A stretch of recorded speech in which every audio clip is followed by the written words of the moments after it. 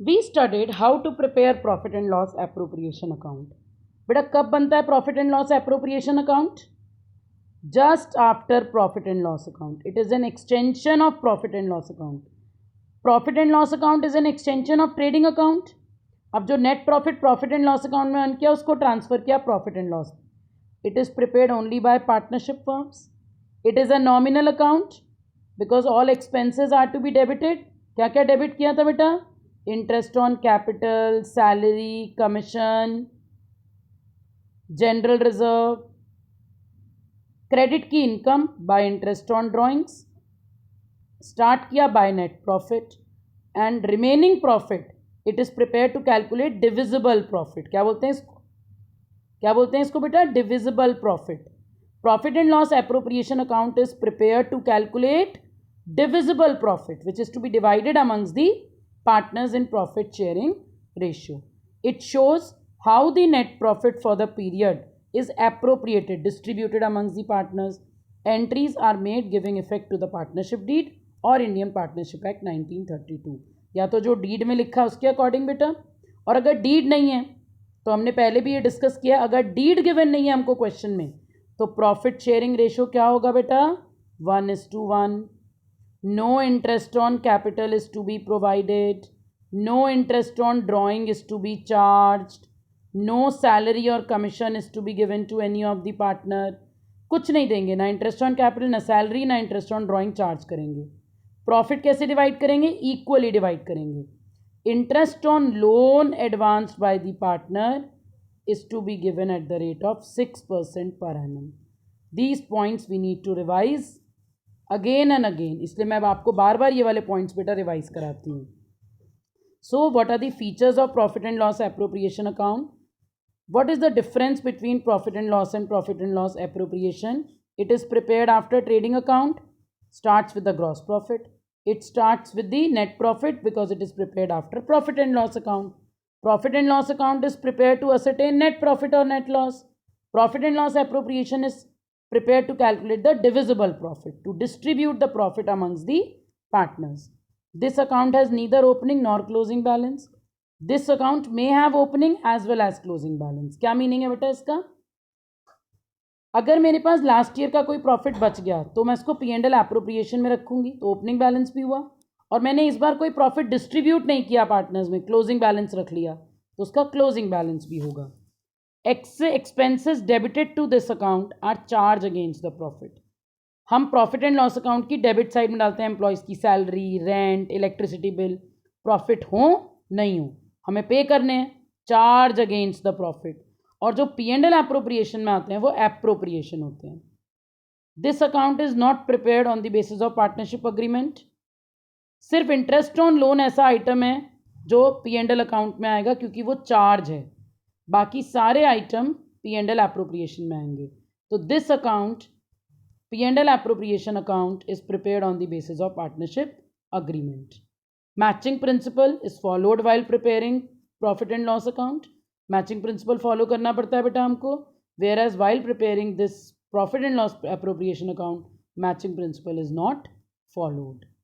Any amount payable to a partner such as salary, commission, interest on capital is treated as appropriation, not a charge against profit. ये point मैं आप लोगों को पहले भी discuss कर चुकी हूँ बेटा. Interest on capital is an appropriation, not a charge. These items are debited to P&L appropriation account instead of profit and loss account. Charge against profit and appropriation out of profits पहले explain कर चुकी हूँ. Please go through these points very carefully and in case of any doubt please ask me. अब आज मैं आपको एक question solve करके दिखाऊंगी बेटा. A and B are partners sharing profits in the ratio 2:1 with capitals of 10 lakh and 5 lakh. Interest on capital 8% per annum. 10 lakh का 8% 80,000, 5 लाख का 8% 40,000. बी को सैलरी देनी है 3,500 पर मंथ. 3,500 per month. यहाँ पे ध्यान देना बेटा, पर मंथ है, पर एनम है कि पर क्वार्टर है. क्वार्टर में 4 से मल्टीप्लाई, मंथ में 12 से मल्टीप्लाई. 3,500 into 12, 42,000 salary together. और क्या देना है? Commission of 10%. Why I chosen this question? ताकि मैं आपको इसमें कमीशन भी रिवाइज करा दूँ.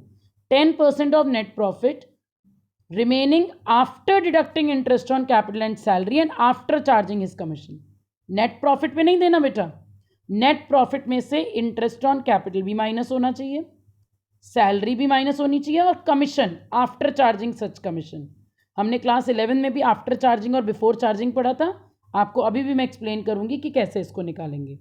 क्वेश्चन क्या कह रहा है, show the division of profit. Net profit हमें गिवन है 4,50,000। दिस प्रॉफिट, एक एक लाइन बहुत इंपॉर्टेंट होती है, profit for the year prior to the calculation of interest on capital. Prior means before, interest on capital calculate करने से पहले, but after charging salary of B की सैलरी चार्ज करने के बाद 4,50,000 है। हमें प्रॉफिट डिवाइड करना है, जर्नल एंट्रीज देनी है और पार्टनर्स कैपिटल अकाउंट बनाने हैं when capitals are fixed and fluctuating. तो हमारी इसमें 3 चीज़ें कवर हो रही हैं बेटा, profit and loss appropriation, journal entries and capital account. First of all bye net profit, मेरा 4,50,000 प्रॉफिट है। यहाँ मुझे सैलरी बी की प्लस करनी पड़ेगी क्योंकि this is after charging B salary. Salary plus करके मेरा आएगा 4,92,000। डेबिट साइड में सैलरी, इंटरेस्ट ऑन कैपिटल। अब 4,92,000 में से सैलरी और इंटरेस्ट ऑन कैपिटल माइनस करेंगे 1,62,000। I will have 3,30,000। अब मैं 3,30,000 का 10% 33,000 नहीं दूंगी बेटा। अगर यहाँ होता net profit 10% of net profit before charging such commission, तो हम क्या करते, 3,30,000 इंटू 10/100। बिफोर चार्जिंग में करते हैं रेट अपॉन 100। 3,30,000 कैसे आया बेटा, 4,92,000 प्रॉफिट में से ये सैलरी और इंटरेस्ट ऑन कैपिटल माइनस किया, क्योंकि क्वेश्चन में बोला है after deducting interest on capital and salary, minus किया 1,62,000। Remaining profit available with me is 3,30,000। इसमें कमीशन भी है और प्रॉफिट भी है, तो 3,30,000 into 10/110, rate upon 100 plus rate, क्योंकि इसमें दोनों चीज़ें हैं, मतलब इसमें 100 भी है और 10 कमीशन भी है, तो ये 110 है, तो कमीशन कितनी होगी, right. In case of any doubt कि मैम ये फॉर्मूला बना कैसे आपका, ये आप मेरे से लाइव क्लास में पूछना, मैं आपको रीज़न बता दूंगी फॉर्मूला कहाँ से बना। What is the formula, before charging है तो रेट अपॉन 100, आफ्टर चार्जिंग है तो rate upon 100 plus rate. Commission debit करने के बाद 3,30,000 में से 30,000 कमीशन दे दी, we are left with the net profit 3,00,000 and we will divide this 3,00,000 profit in 2:1. This calculation of partners commission is also shown in this working note. Like this you also need to show while doing the question. Now I am coming on to the journal entries. First entry, profit and loss to profit and loss appropriation 4,92,000. Salary किसको देनी है, 20 capital में नहीं देनी, current में देनी है, क्योंकि पार्टनर्स कैपिटल फिक्स्ड है। जब पार्टनर्स कैपिटल फिक्स्ड होता है तो how many accounts are to be prepared, 2 accounts are to be prepared, capital and current. और सारे एडजस्टमेंट्स किस में करते हैं बेटा, करेंट अकाउंट में करते हैं। Salary to 20 current, salary close कर देंगे, profit and loss appropriation to salary. Interest on capital account debit to S current 20 current, amount clear है, पहले ही क्लियर कर चुकी हूँ। Profit and loss appropriation to interest on capital, commission to 20 current account, P and L appropriation to commission, और last में profit and loss appropriation to S current 20 current. When partners capital are fixed, 2 accounts are to be prepared, capital and current. Capital में by balance brought forward, to balance carried down, कोई change नहीं हुआ, fixed रहा, क्योंकि हमने इसमें कुछ add नहीं किया, कुछ less नहीं किया। Which 2 transactions can be incorporated in partners capital account? When additional capital is introduced, cash to capital. When capital is withdrawn permanently, capital to cash. Only 2 transactions can fluctuate fixed capital, introducing additional capital and capital withdrawn permanently.